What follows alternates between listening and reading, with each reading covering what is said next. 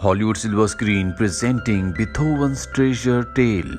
इस कहानी की शुरुआत में हमें एक अमीर आदमी को दिखाया जाता है जो एक बेशकीमती हार को एक सुरक्षित जगह पर रख देता है, जिसके बाद वो चारों तरफ लेजर लाइट का जाल बिछा देता है ताकि कोई भी अंदर आए तो अलार्म बज जाए।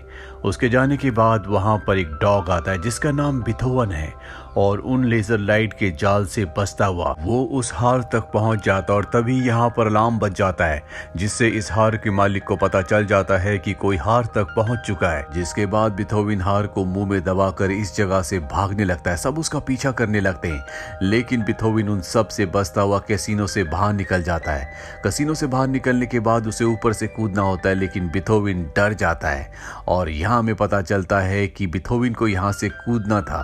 दरअसल ये शूटिंग चल रही होती है और बीथोवन यानी कि डॉग का जो ओनर है उसका नाम एडी है। वो उसे कूदने के लिए कहता है, लेकिन बीथोवन ऊपर से नहीं कूदता, जिस पर वो डायरेक्टर को समझाने की कोशिश करता है कि वो जल्दी कूदेगा। पर अब डायरेक्टर उससे नाराज हो चुका है और वो एडी की सीनियर से कहता है कि मुझे इस डॉग को चेंज करना है। वहीं एडी को लगता है कि बीथोवन बीमार है, इसीलिए वो उसे डॉक्टर के पास ले जाता है। डॉक्टर अच्छी तरह से उसे चेक करता है, जिसके बाद उसे पता चलता है कि बीथोवन पूरी तरह से ठीक है। वो एडी को कहता है कि इसे शूटिंग का काम बिल्कुल पसंद नहीं है, तुम्हें बीथोवन को कुछ दिनों के लिए शूटिंग पर नहीं भेजना चाहिए। ये सुनकर वो उदास हो जाता है क्योंकि ये फिल्म की शूटिंग है और बीथोवन के बिना ये काम नहीं हो सकता। पर तभी एडी को उसकी सीनियर बताती है कि बीथोवन को रिप्लेस कर दिया गया है, यानी कि उसके बदले कोई और डॉग अब फिल्म में काम करेगा, जिससे एडी को बहुत दुख होता है। इसके बाद एडी अपने डॉग बीथोवन को गाड़ी से लेकर वहां से निकल जाता है, पर एडी की किस्मत अच्छी नहीं होती।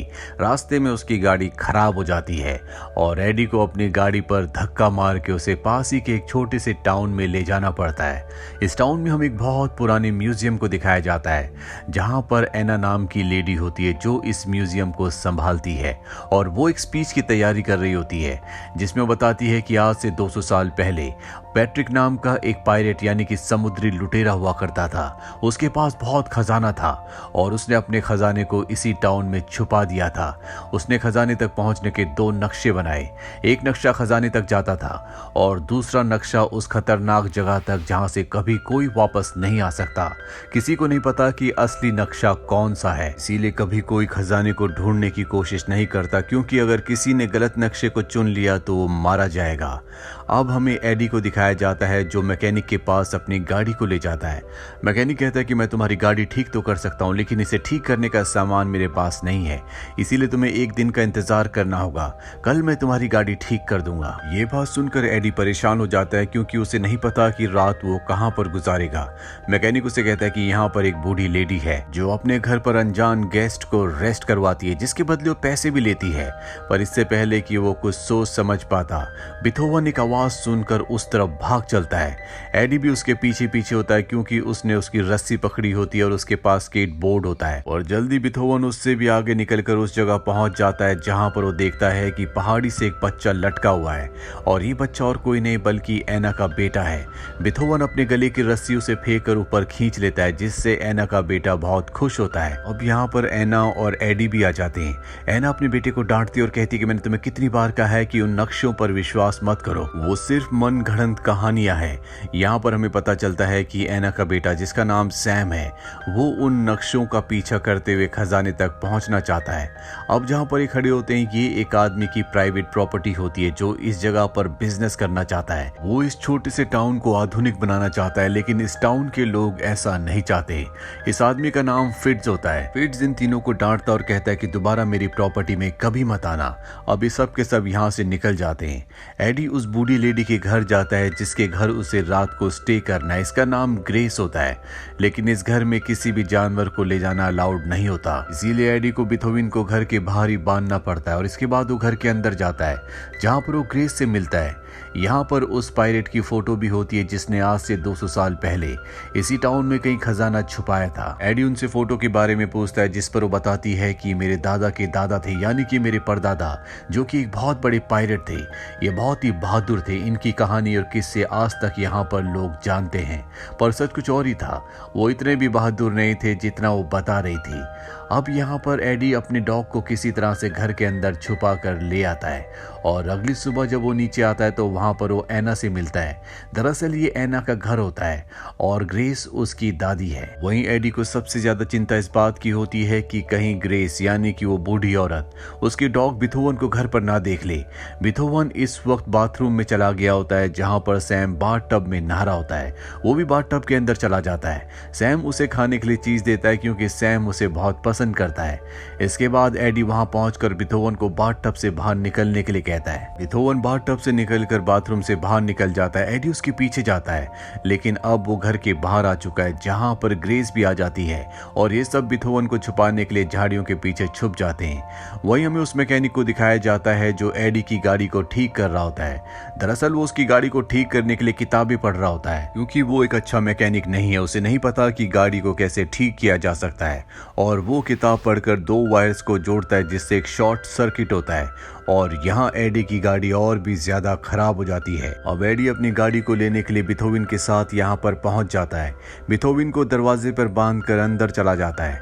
वहीं में फिट्ज को दिखाया जाता है जो आज एक पायरेट बनकर यहाँ पर आया है क्योंकि आज सैम के दादा के दादा के दादा का जन्मदिन है जो कि एक पायरेट थे जिन्होंने इस शहर में खजाना छुपाया था और वो उनके जन्मदिन पर म्यूजियम में सबके सामने स्पीच देगा। उसी की तैयारी कर रहा होता है। उनका ड्राइवर एक तोता लेकर गाड़ी के अंदर चला जाता है। बिथोवन देख लेता, उसे लगता है कि तोते की जान खतरे में है, इसीलिए वो गाड़ी के अंदर चला जाता है। ड्राइवर को पता नहीं चलता और वो यहाँ से गाड़ी लेकर निकल जाता है। एडी देख लेता है कि फिट्ज का ड्राइवर यानी कि फिट्ज का जो आदमी है उसके डॉग को अपनी गाड़ी में बैठा कर ले जा रहा है। उसे लगता है कि फिट्ज ने उसकी डॉग बिथोवन का अपहरण कर लिया, इसीलिए एक छोटे बच्चे की गाड़ी लेकर वो उसका पीछा करना शुरू कर देता है पर चाहकर भी वो गाड़ी तक नहीं पहुंच पाता। वहीं में फिट्ज को दिखाया जाता है जो म्यूजियम में सबके सामने स्पीच देना शुरू करता है और वो पैट्रिक्स यानी कि पायरेट के बारे में कम और अपने बिजनेस अपने प्रोजेक्ट के बारे में ज्यादा बात कर रहा होता है। उसके पास एक मॉडल भी होता है जिसमें उसने सारे डिजाइन्स बनाए होते हैं कि किस तरह से यहाँ पर वो बड़ी बड़ी फैक्ट्रीज और बड़े बड़े मॉल खोलेगा। पर तभी सैम सबको बताता है कि ये इसकी चाल है, ये हमसे पेपर्स पर साइन लेना चाहता है जिसके बाद ये हमारे पूरे शहर को बदल देगा। हम अपने छोटे से शहर को खो देंगे, इसीलिए हमें पेपर्स पर साइन नहीं करना। यहाँ पर अब एडी भी आ जाता है और वो फिट्ज के ऊपर आरोप लगाता है कि तुमने मेरे बिथोवन को किडनैप कर लिया। ये सुनकर फिट्ज हैरान हो जाता है और कहता है कि मैं किसी बिथोवन नाम के इंसान को नहीं जानता। दरअसल उसे नहीं पता होता कि बिथोवन एक डॉग का नाम है। और इससे पहले कि इन दोनों का झगड़ा और भी बढ़ता है यहाँ पर बिथोवन आ जाता है। बिथोवन देखता है कि सामने वो तोता है जिसे सोचकर वो गाड़ी में गया था, दरअसल वो नकली तोता था और अब असली तोता देखकर वो उसका पीछा करना शुरू कर देता है। तोता खाने की टेबल पर बैठ जाता है जिस पर बिथोवन कूदता और वहां पर जो रखा हुआ जूस होता है वो सब का सब ग्रेस के ऊपर गिर जाता है। ग्रेस को इस बात से गुस्सा आता है और सबको म्यूजियम से निकाल देती है। ग्रेस ने जो स्टॉल पहना होता है वो जूस से पूरी तरह से पीला हो गया होता है जिससे वहां पर कुछ लाइंस उभर जाती है। एडी ग्रेस के पोते सैम से पूछता है कि ये जो स्टॉल है ये ग्रेस को किसने दिया था। एडी बताता है कि उनकी माँ ने और उनकी माँ को उनकी माँ ने और उनकी माँ को उनकी माँ ने और उनकी माँ ने उनकी माँ ने दिया था, यानी कि ये एक खानदानी स्टॉल है। एडी उन लाइंस को देखकर सैम को बताता है कि दरअसल खजाने का असली नक्शा ये है, इससे तुम खजाने तक पहुंच सकते हो।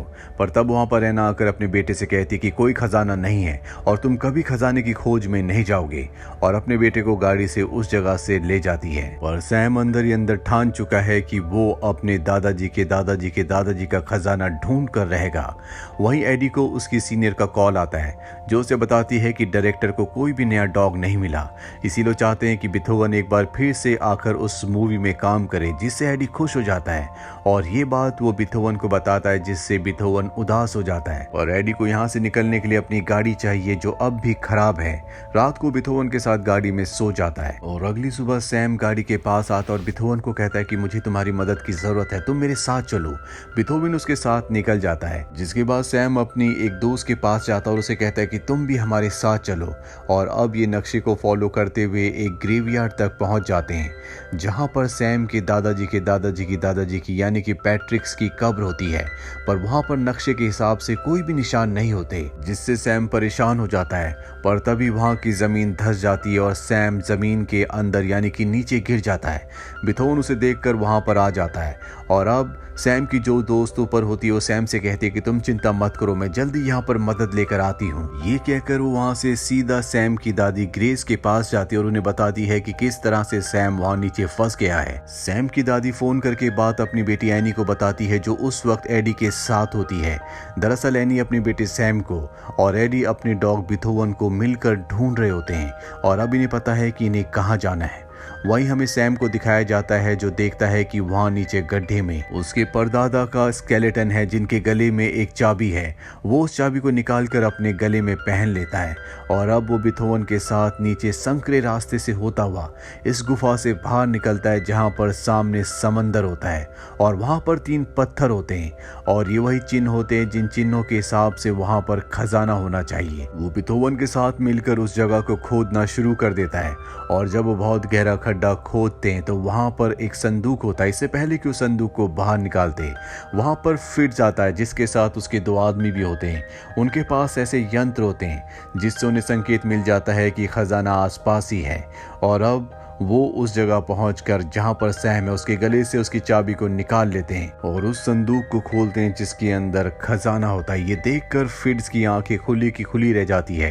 दरअसल वो बहुत वक्त से सैम का पीछा कर रहा था, क्योंकि उसे पता था कि सैम हमेशा खजाने की तलाश करता है और उसे भी ये खजाना चाहिए था। फिट्ज खजाने को पाकर बहुत खुश है। वो छलना कूदना शुरू कर देता है और इसके बाद वो बिथोवन को वहीं बांधकर गाड़ी से यहाँ से अपने आदमियों के साथ निकल जाता है, लेकिन सैम भी उसकी गाड़ी के ऊपर चुपके से उसका पीछा करना शुरू कर देता है। फिट्ज खजाने के संदूक को एक बहुत बड़े शिप में शिफ्ट कर देता है। सैम भी वहां पर पहुंच जाता है, लेकिन उसकी किस्मत अच्छी नहीं होती, क्योंकि फिट्ज उसे देख लेता और पकड़ लेता है। वहीं एडी और एना को दिखाया जाता है, जो उसी रास्ते से उस जगह पहुंच जाते हैं जहां पर बिथोवन को बांधा हुआ होता है। एडी अपने डॉग बिथोवन को आजाद करता है, जिसके बाद बिथोवन गाड़ी की खुशबू से, सैम की खुशबू से उस जगह तक पहुंच जाता है जहां पर शिप है, लेकिन शिप किनारे से थोड़ा दूर होता है और बिथोवन डर की परवाह किए बगैर सैम, जो उसका बच्चा दोस्त बन चुका है, उसे बचाने के लिए शिप में कूद जाता है, जिसके बाद वो सबके ऊपर हमला करता है। फिट्ज के ऊपर भी वो हमला करता है, जिससे फिट्ज पानी में गिर जाता है। तभी यहाँ पर पुलिस भी आ जाती है, जिसमें से एक बूढ़ा आदमी भी निकलता है और ये असली फिट्ज है। दरअसल जो दूसरा फिट्ज होता है वो नकली फिट्ज है, वो सिर्फ खजाने के लिए यहाँ पर होता है। पुलिस उसको पकड़ लेती है और अब सैम, जो हमेशा से अपने खानदानी खजाने को ढूंढना चाहता था, वो खजाना उसे मिल चुका है। सबके सब बहुत अमीर बन चुके हैं। कहानी के अंत में दिखाया जाता है कि अब बिथोवन एक बार फिर से मूवी में काम कर रहा है, लेकिन ये पुराने वाले डायरेक्टर की मूवी नहीं होती, बल्कि ये सैम, उसकी मॉम, उसकी दादी और खुद एडी मिलकर बना रहे होते हैं, जो उसी जर्नी के बारे में होती है जो सैम ने और बिथोवन ने एक साथ तय की थी, यानी कि खजाने को ढूंढने की। और इसी के साथ ये फिल्म, ये कहानी यहीं पर खत्म हो जाती है। उम्मीद करते हैं कि ये कहानी आपको पसंद आई होगी।